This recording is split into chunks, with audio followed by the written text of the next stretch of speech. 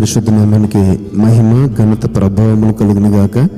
మన ప్రభువును రక్షకుడైన యేసుక్రీస్తు యెహోవా మెస్సీ నామములో ఆత్మీయులైన దేవుని బిడ్డలని మీ అందరికీ నా హృదయపూర్వక వందనాలు, ఉదయకాలపు శుభాలు తెలియజేస్తున్నాను.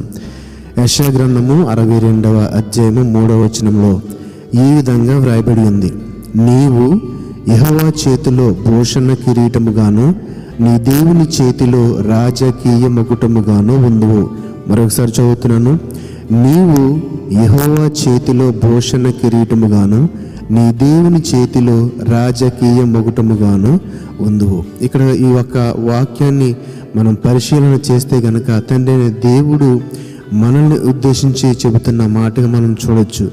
ఇక్కడ ప్రతి ఒక్కరు కూడా ఈ లోకంలో జీవిస్తున్నప్పుడు ఈ యొక్క కిరీటం అనేది ఒక అధికారంగా, రాజకీయ అధికారంగా భావిస్తుంటారు. అదొక పవర్, శక్తిగా భావిస్తూ ఉంటారు.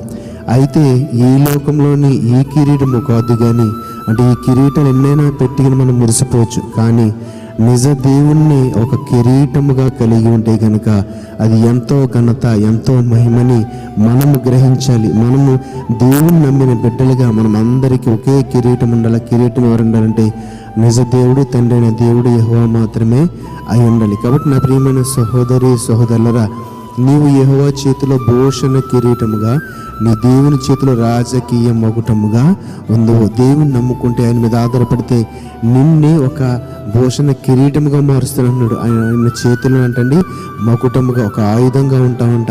అంటే ఒక శక్తి, ఒక బలము, ఒక ఘనతను తండ్రైన దేవుడు నీకు ఇచ్చుటకు సిద్ధముగా ఉన్నాడు. యెషయా గ్రంథము 28వ అధ్యాయము 5వ వచనంలో చూస్తే గనక, ఆ దినమున సైన్యములకు అధిపతి యెహోవా శేషించిన తన ప్రజలకు తానే భూషణ కిరీటముగాను సౌందర్యము గల మగుటముగాను ఉండును. ఇక్కడ సొంత కిరీటాల కంటే కూడా ఆయనే మన కిరీటముగా, మన ఘనతగా ఉండాలని మరొకసారి వాక్యంలో చూస్తున్నాం. ఆ దినమున సైన్యములకు అధిపతి యెహోవా శేషించిన తన ప్రజలకు తానే భూషణ కిరీటముగా ఉండును, సౌందర్యము గల మగుటముగా ఉండును. మొదట వచనంలో మనల్ని ఆయన చేతిలో రాజకీయ మగుటముగా, కిరీటముగా ఉంచాలని చెప్పిన దేవుడు ఇక్కడ చూస్తే కనుక శేషించిన తన ప్రజలకు తానే భూషణ కిరీటముగా ఉంటానని, సౌందర్యము గల మగుటముగా ఉంటానని ఇక్కడ ఈ వాక్యం ద్వారా తెలియజేస్తున్నాడు. జకర్యా గ్రంథము 9వ అధ్యాయం 16వ వచనం చూస్తే కనుక, నా జనులు యెహోవా దేశంలో కిరీటమందలి రత్నముల వలె ఉన్నారు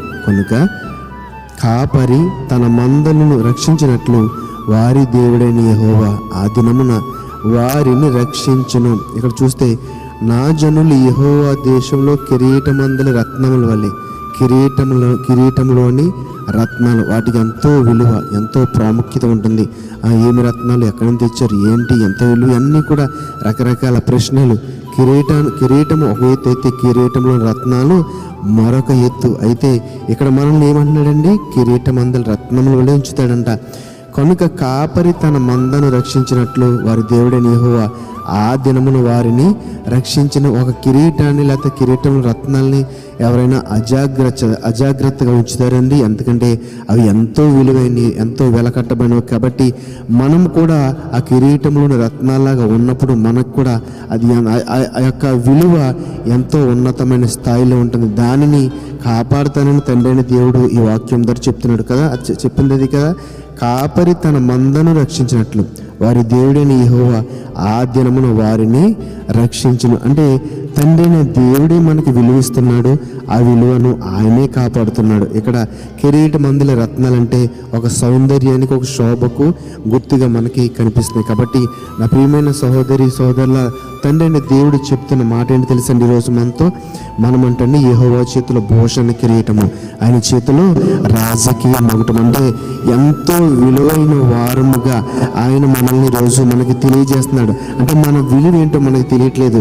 ఆయన తెలుసుకున్నాను, రక్షణలోకి నడిపించబడినను, ఇంకను అజాగ్రత్త, ఇంకను పాపపు ఆలోచన, ఇంకను ద్వేషము, అసూయ, కోపం ఇవన్నీ కూడా వదలకుండా నేను తండ్రి బిడ్డను చెప్పుకుని, విశ్వాసం చెప్పుకోవచ్చు బ్రతికేస్తున్నాం. అది మంచిది కదా నా ప్రియమైన సహోదరి సహోదరులు. రోజు తండ్రి అని దేవుడు చెప్పినట్లుగా మనము కిరీటంలోని భూషణము, ఆ కిరీటంలోని రత్నాల్లాగా ఉన్నాం కాబట్టి ఆ విలువ గల మనల్ని ఆయన కాపాడుతానని రక్షిస్తానని తెలియజేస్తున్నాడు. కాబట్టి ఈ యొక్క మాటల విలువను గ్రహించి ఆయనకి అనుకూలమైన వారం కానీ బిడ్డలుగా బ్రతుకుతాం. దేవుని కృపను పొందుకుందాం.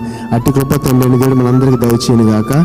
ఆమేన్. పరిశుద్ధుల మహోన్నత మమ్మల్ని కనంతండి నీకు వందనాలు నాయన. మేమందరము కూడా తండ్రి ఒక కిరీటంలో రత్నాల్లాగా మేమెంతో విలువైన వారమని ఈరోజు నీ మాటల ద్వారా తెలియజేశారు నాయన. ఎంత విలువైన మమ్మలను విడిచిపెట్టకుండా రక్షిస్తానని, కావలిగా ఉంటానని మాకు తెలియజేశారు. అందరిని బట్టి నీకు వందనాలు, స్తుతులు, స్తోత్రాలు. ఈ యొక్క వాక్యంలో నీ మర్మమును గ్రహించిన వారమై నీతో అంటుకట్టుపడి నీ యొక్క చిత్తమునకు తల ఉంచి నన్ను నీ ఆజ్ఞలు గైకొనుచు నీకు ఇష్టమైన బిడ్డలుగా జీవించి కృపను దయచేయమని, ఈ ఉన్న వాక్యం ద్వారా బిడ్డల హృదయాలను తాకి ఆత్మలు బలపరచమని నజరేయుడైన యేసు మెస్సీ నామములో ప్రార్థన అడిగి వేడుకొనుచున్నాము తండ్రి. ఆమేన్, ఆమేన్. షాలోమ్. అందరికీ వందనాలు.